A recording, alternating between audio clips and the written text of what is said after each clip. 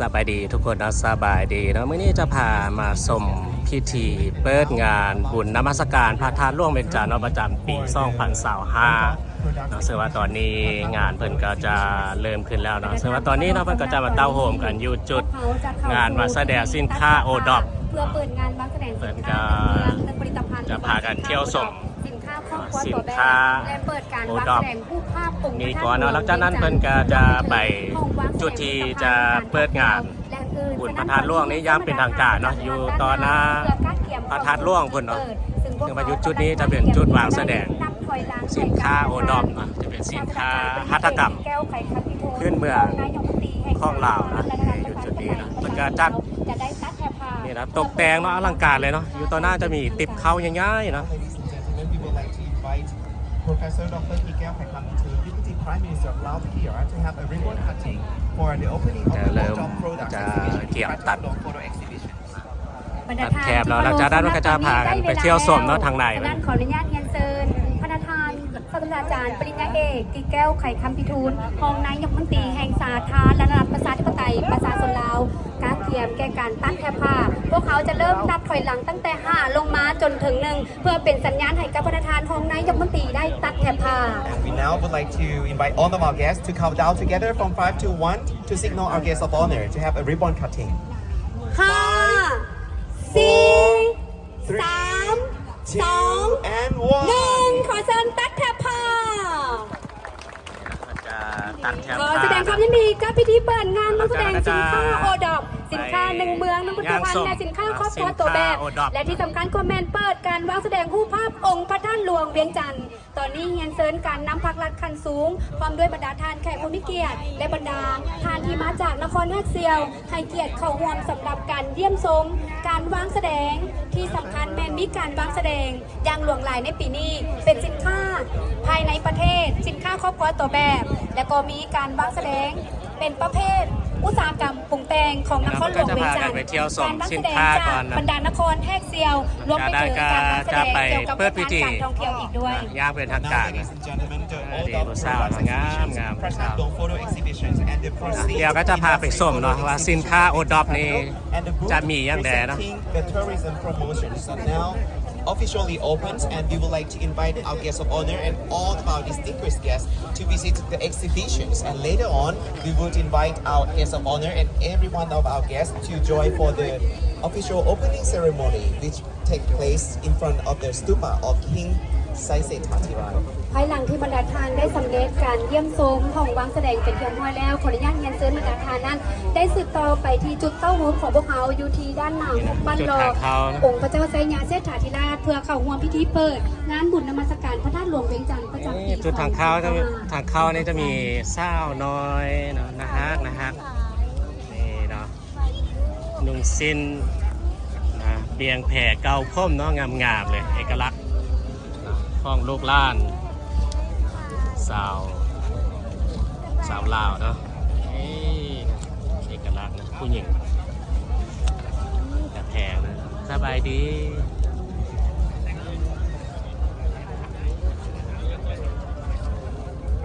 งามเลย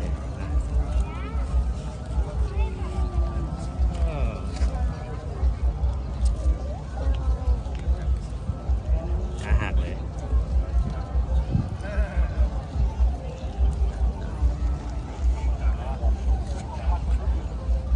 จุดทางเข้าเนี่ยเพื่อต้อนรับเพื่อต้อนรับเนาะคณะผู้แทนเพื่อเข้าชมในงานนี้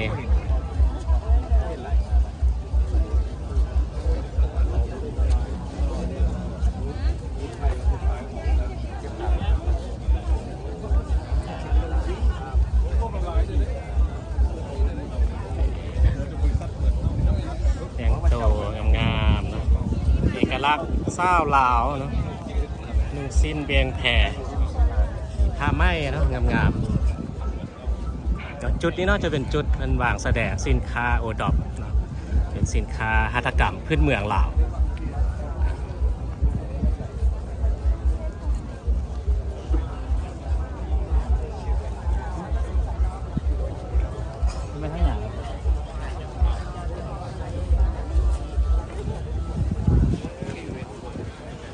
จะมีเครื่องมีเครื่องจักซ่านเนาะผลิตภัณฑ์เครื่องจักซ่านมีผ้าแพรเนาะที่ผลิตด้วยซีมือเนาะของคนลาว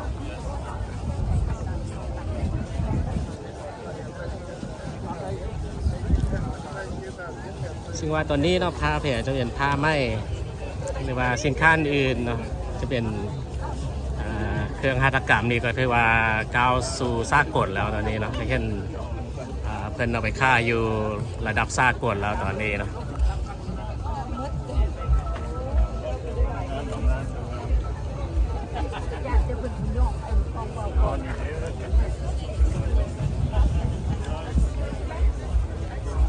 จะมีเครื่องจักรซ่านนะเช่นมี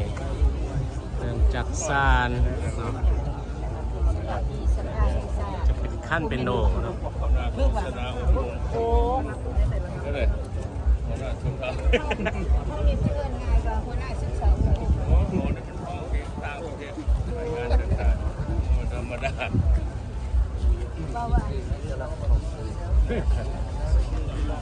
สินค้าเราตัวนั้นก็จะมีเครื่องจักรซ่านเนาะเครื่องหัตถกรรมเป็นผ้าแผ่เนาะอยู่ทางไหนเนาะทางไหนเพิ่นอันนี้ก็จะเป็นบรรยากาศในมือนี้เนาะหลังจากนั้นเนาะคณะผู้แทนเพิ่นก็จะไปเปิดพิธีบุญพระธาตุหลวงนี่ยามเป็นทางการเนาะเดี๋ยวก็จะพาไปชมเนาะเพิ่นก็จะมีการวางแสดงมีการแสดงเนาะแสดงศิลปะวัฒนธรรมลาวเพื่อที่จะได้ไปเกิดอยู่ทุกสวรรค์อีกประการหนึ่งก็เพื่อเป็นการ สวัสดีจุดเปิดงานนี้ก็จะมีการแสดงเนาะมีผู้คนเอามาเต้าโฮมเดียวจุดนี้นะเพื่อมาส่งบรรยากาศในตอนนี้นะดังนั้น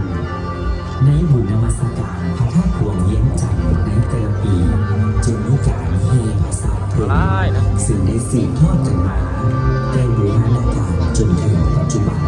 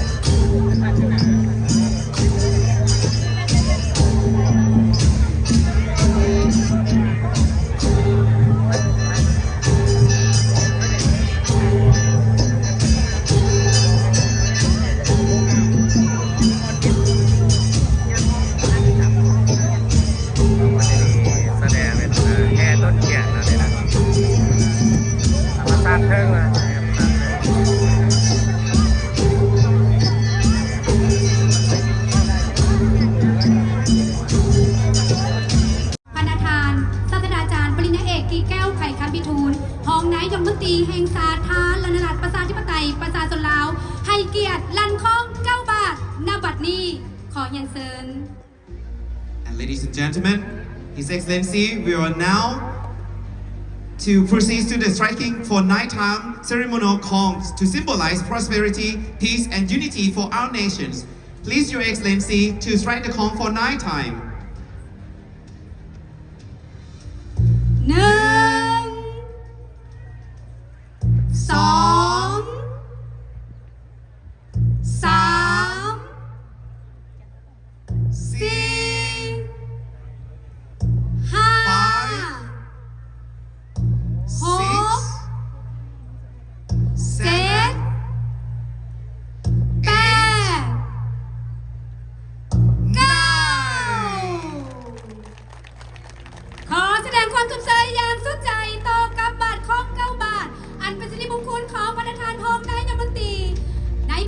ดงานบุญนมัสการพระธาตุหลวงเวียงจันทร์วางแสดงรูปภาพและวางแสดงสินค้าประจำปี 2025